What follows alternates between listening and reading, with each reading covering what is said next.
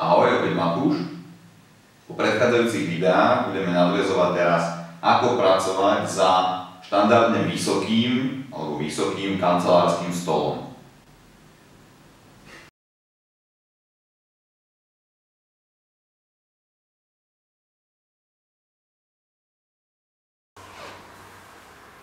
Ako si nastaviť stoličku voči pevnému stolu? Keď máme pevný stôl, väčšinou je to tá najnepohyblivejšia časť, ktorú máme v kancelárii.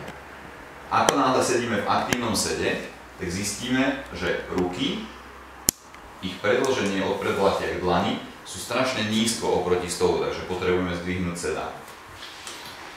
Zdvihneme sedák tak, aby sme dokázali mať ruku a dlaň vo výške stola. Skúsme sa zasunúť. Tak.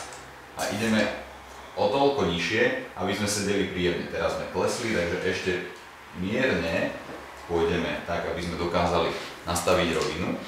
Avšak možno sa nám stane to, určite, pretože sme zdvihli sedák, sa nám stane to, že nedokážeme dosiahnuť 90 stupňov v kolenách.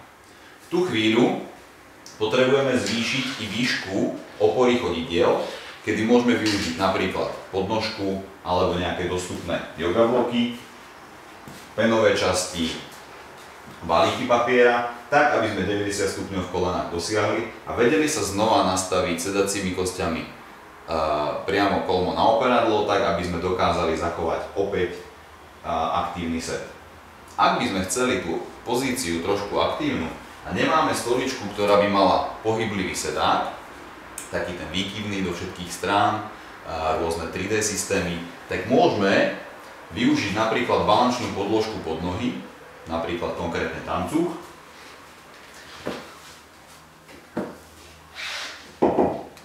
Kedy sa nám z práce stane taká jemná, dynamická práca už len tým, že sme zmenili pevnú oporu pod nohami za pevnú balančnú podložku.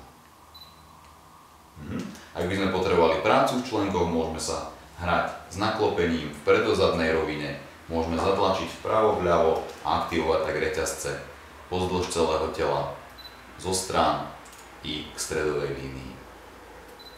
Toľko nastavenia pevného stola a stoličky, ktorá je pohyblivá.